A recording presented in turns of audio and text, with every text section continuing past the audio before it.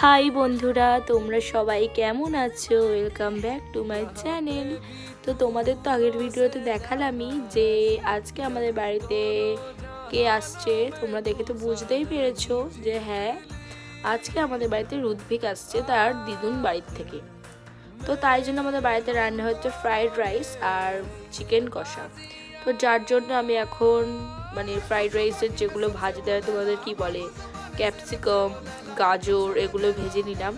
তারপরে এখন চিকেনটা কষাচ্ছি, তোমরা দেখতেই পাচ্ছ। আমার মা একটু হেল্প করে দিচ্ছিল আমাকে মশলাপাতি বেটে, আর আমি রান্নাটা করলাম। তো এটা একদম নর্মাল করেছি, যেহেতু এখন একটু নর্মালি খাওয়া উচিত আমার বৌদির। আর আমার বোনও খেতে ভালোবাসে, একটু ঝাল খেতে পারে না, তার জন্য। কেমন হয়েছে কষানো মাংসটা অবশ্যই কিন্তু জানিও। আর পুরো ভিডিওটা দেখালাম না, কেন কি নর্মাল এরপর আমি জল দিয়ে ফুটিয়ে নিয়েছি। তো ভালো লাগলে লাইক কমেন্ট শেয়ার করে দিও, নতুন নতুন ভিডিও